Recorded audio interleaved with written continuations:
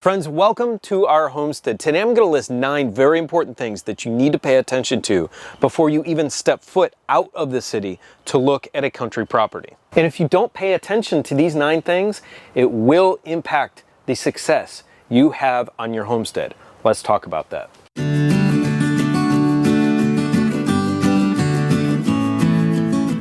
Hey friends, we're here in our greenhouse doing a little cultivating on our beds that we've already planted, and we're waking things up for the spring. This is very exciting. But I wanted to mention these 9 things for those who are thinking about moving out of the city to a country property. And I've listed these in order of importance. And the very first thing I'm going to talk about is location. And every real estate agent always talks about this: location, location, location. But this is important for a country homestead as well. And there's about 5 or 6 aspects to location that you really want to pay attention to.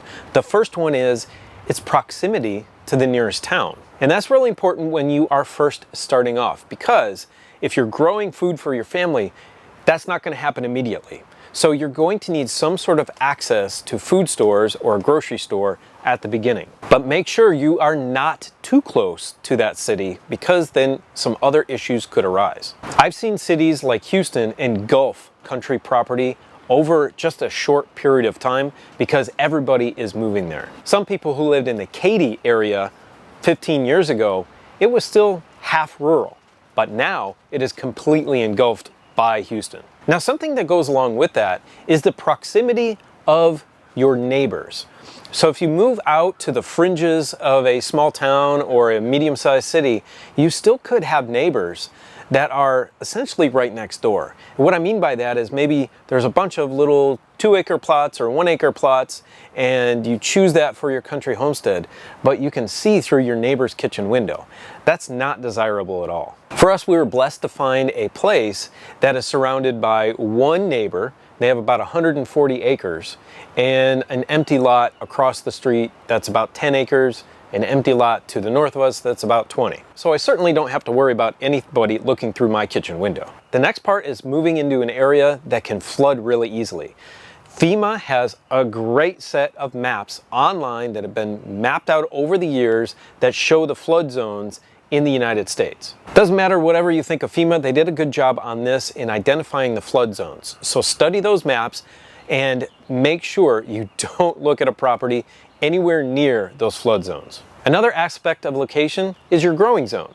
So how long of a period of time do you get to grow fruits and vegetables for your family? Up in Michigan, where I grew up, the growing time is very short. So just keep that in mind. But I certainly understand that people can't venture too far in certain instances, and it's your desire to live in a place like beautiful Idaho. Just understand where you are moving and what your growing zone and growing time is. Another aspect of location is where you are located in relation to a chemical plant. They're everywhere, and you need to pay attention where they are. Now, prevailing winds usually flow from west to east, so make sure that what is to the west of you isn't something that can be toxic. And in that same thought pattern is location to a railroad. We saw what happened in Ohio a few years ago. All those properties are completely vacant now because of the amount of chemicals that fire dumped on those properties. And those were rural properties. So if you can, stay away from railroads and stay to the west side of them.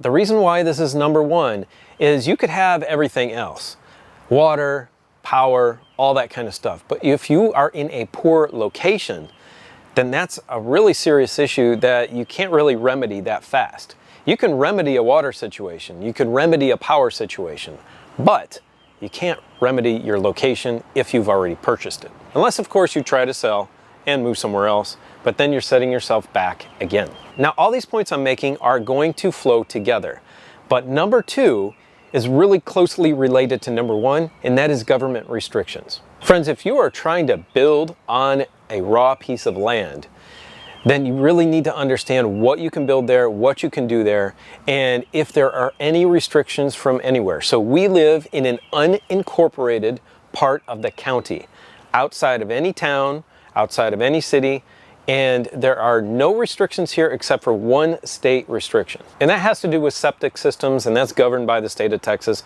There's nothing you can do about that anywhere in the state. But if you're trying to build your own home, you don't want some inspector coming in and telling you your nail pattern needs to be exactly 3 inches on the shear wall or on the siding 6 inches, da-da-da-da-da.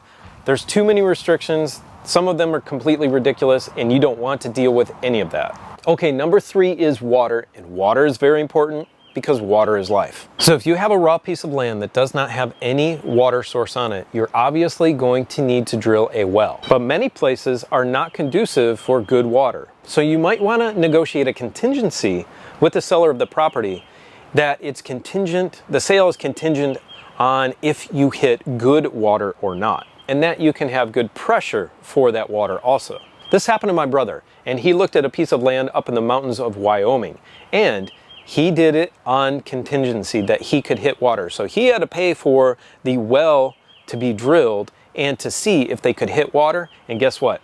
They weren't able to hit water. So unfortunately, he was out some money for having to try to test drill that hole for water, but he didn't buy the property blind. So make sure that you have water, whether it's a rural water system like we have here in Texas, or it's a spring. But here's the deal with a spring. You may or may not have the rights to that spring, the water rights. And that is a thing that happens kind of all over the place. So you need to check with your real estate agent, and you really need a good agent to be able to check these things for you. Check to see if the water rights come with the property, if it's a natural spring. Okay, 3 is property access. We ran into this when looking for raw land here in East Texas. And what I mean by property access is there are some pieces of property that are landlocked and that are very difficult to get to. And what you have to have is an easement from the other property owners surrounding you to be able to get into your property. And what you run into with an access easement is potential conflict with neighbors on who grades the driveway or the access road, who maintains it, who plows snow in the winter time, if it gets washed out, who repairs it. And you've got to have that interaction with your neighbors that you may or may not want. And if you have a landlocked property and there's no road currently on that access easement, then you are going to have to build a road, and that is not cheap. That could be an extra $30,000, $50,000, $100,000, depending on how long it is. So keep that cost in mind when you are buying land. And I didn't mention previously that the cost of a well in our area for the depth that we need to go to get decent water is about $35,000. These costs can add up quick, especially if you don't have this next one, which is power. And I have to say, if you're just moving out of the city to the country, do not go off-grid to start. Going off-grid comes with a huge amount of issues, a huge amount of knowledge that you have to fix those off-grid systems, especially when it comes to power. For us, we have municipal power on our property. I knew I wanted to go off-grid someday, but there was no way I could do that at the beginning. With the caveat that I could have paid a solar company to come install a full solar system for my home, but I could not afford that. I knew I wanted to study and do it myself because that would save me a ton of money. But also, don't jump into getting a solar system if you don't know how to live with it, especially if you can't purchase a system that will allow you the same lifestyle as you had in the city. I did a video about living with solar linked up here, and it really discusses and talks about how to change your lifestyle, how to change the use of your appliances in your house and the times of uses and all of that. It is different than living on the grid. I'm a huge proponent of DIY solar, and I want you to do it. And we have over 55 videos that show you how to put together your own systems. And I want you to go check those out. But I want you to educate yourself ahead of time before you even start thinking about buying one piece of wire or one solar panel. Okay, check this out. Be careful also with the real estate agents or with the location of your property in terms of getting power to it from a municipality. Because they could say, yeah, well, power is close to the property. Well, close is relative, especially when you're paying the power company to put in extra poles to get to your landlocked property or wherever your property is. That could cost you tens of thousands of dollars. It could cost you the exact same amount as putting in a solar system for your home. And I know there's going to be some scoffers about that, but down here in Texas, to put in each pole is $5,000. And those poles are fairly close together. So if you have a mile-long landlocked driveway to your property that's landlocked, well, there you go. Okay, the next one is buy the right land for you. What do you want to do on your country property? Do you want to start a farm? Do you want to only grow vegetables for your family? Do you want to have cattle? Do you want to have sheep? Do you want a lot of wooded area because you need that fuel for heating your home? You might even want to get a soils test on the property before you even think about moving there, because the soils could be completely dead or totally rocky. Now, in this part of East Texas, it's a mixed bag. We were very fortunate for our property, and this is something I did not check before we moved here, and I should have. We did look at some property that had rock straight up to the surface, and there was not much planting land at all. And then we have friends and neighbors around here that have clay, solid red clay, all the way up to the surface. There is no layer of any good soil on the top of that. Can clay be amended? Yes, but it takes years to do it.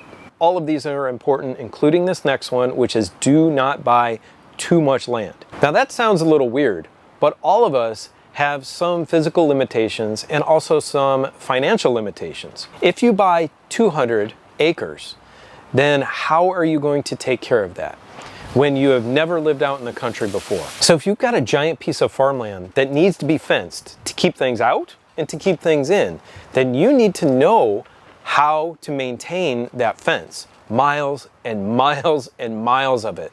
And if it's not fenced, then that's another huge expense that you need to get taken care of. Fencing is not cheap, and hiring people to put in those fences is not cheap. I wrote an article on our website years ago about the minimum size for a country property or a homestead, and it's only 2 acres, friends. 2 acres is perfect to be able to take care of if you've never taken care of anything like that before. It is the perfect size to be able to grow food for your family of 4 with no problem at all. However, when you get down into that 2-acre size, like I said before, you're going to be surrounded by more smaller plots. So keep that in mind. You can manage 2 acres basically just around your house. And I highly recommend that. I've talked about that before, that you put all of your critical infrastructure right close to your home. For us, our orchard and solar panels are maybe 100 feet from the house, our greenhouse is 100 feet from the house, our garden is 150, and our barn is maybe 100 yards. So you can maintain something small, but make sure if you get that larger property, you've got some fencing around it, and that fencing is new or maintained well, so on and so forth. You can also, on that smaller interior property, fence that. I can't stress how important fencing is, because people come out in the countryside and drop off their dogs. The dogs become feral, they become rabid. It's not a good situation. There's also a lot of coyotes around, and here in Texas and a lot of other places, there are wild boars. These hogs are extremely dangerous. So you need to keep them out of your property. Now the last two kind of go together, but this one is buying raw land versus buying land that already has a home on it. So as an architect, I was excited to buy raw land. We looked a lot, it didn't work out. My wife suggested we look for a home. I capitulated and said, okay, let's get out there and get that house, and I'm glad we did. Because if you've ever worked in construction or built a house in the city, you understand how much of a challenge it can be. And it is 10 times more of a challenge out in the countryside to build a home. Finding good labor to do it, finding a good general contractor, finding subcontractors that will show up for your general contractor and do the job right. If you're going to try and build out in the countryside, it may take longer and it may be more expensive because of the proximity that it is to having materials delivered. There's always going to be an extra charge to get materials to a remote location and to get subcontractors to a remote location. Now keep in mind, there are a lot of subs that are used to build a house. Drywall and paint and electrical and plumbing and flooring and roofing and finish carpentry and siding. There are a lot of different aspects to building a house that the GC normally doesn't do. They hire it out. And then along those same lines is buying a house. Now you could see some really cool old farmhouse, but beware. Those things have a lot of issues. Take my word on this. I've had a lot of friends renovate old farmhouses and they have sunk a lot of money into them. And additionally, as an architect, I worked in the historic district in Houston. And those old homes, you think they would fare better than ones out in the countryside. Not necessarily. There were a ton of issues with them, from termite damage to rot, from leaking roofs, all of this kind of stuff that you don't normally see when you're just walking through and taking a look at it with a real estate agent. These are deep problems within a home that you really need to be aware of. So please keep that in mind when you see that cute old farmhouse. It might not be the greatest thing that you've ever seen. All right, friends, that's it. I want you to take careful, measured, appropriate steps to acquire your dream homestead. And please don't move because of fear, but don't delay for too long where you never move out. And for my Christian friends, please pray about it. God will put you where He wants you to be. God needs His people absolutely everywhere. If you have any questions about what we talked about, please leave them in the comment section below the video.